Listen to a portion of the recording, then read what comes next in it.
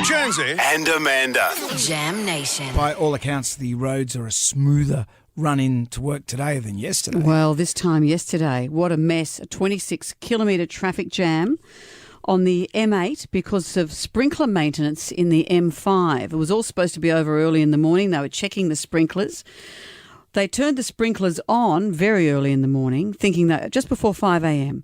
But over the next 33 minutes, as traffic backed up on the M5, technicians scrambled to turn the system off again. And 1.5 million litres of non-potable water. I'm not sure what that is. What's potable water? Well, that water poured onto the tunnel, and by the time enough water had drained away for Transurban to reopen the tunnel, just before 8, thousands of tourists had become stranded in, as we said, 26-kilometre traffic jam. Here's what some of the punters had to say yesterday.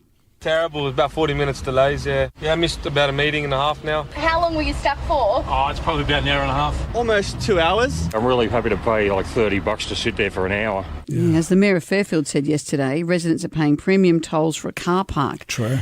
How do you deal with a 2-hour delay? Sydney traffic is so hard at the best of times.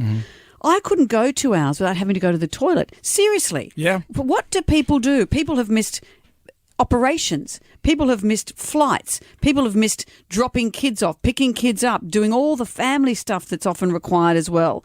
Important business transactions. The stress of it, with the cortisol in our bodies, just must be going into overload. How do people deal with this? Here's what the government had to say. We apologise to commuters for the inconvenience. We know this is disruptive. Sure, but we've offhanded all that to Transurban, who said this. These circumstances are extremely rare. We generally do not provide refund. Yeah, I mean, a refund of whether it's $5, $20, $30 is not going to make up for 2 hours stuck in traffic. But how are we living? This time last week, Optus went out. And with all the affiliations that happened with that, we came to a standstill. This is a hard way to be living. We've been lured into living like this. We've been lured into going back to our offices. We've been lured into using technology. We don't have the option. Yeah. And this is what happens. We're living like rats. Something goes wrong and the stress of it.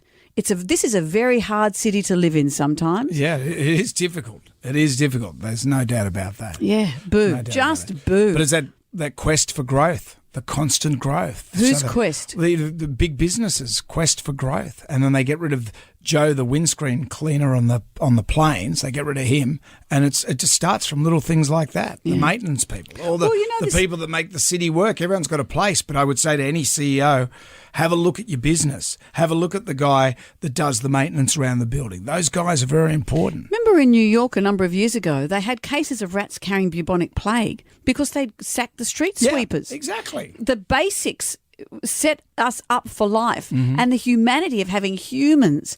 We can't take people out of these equations, and often these are human errors that lead to this, and I accept that. I want humans to be involved in the process, but we are so reliant on these particular roads, on these particular networks like Optus. When it goes down, the city just falls apart, and it's just hard. Is it true that Jerry Harvey's doing an ad defending Transurban?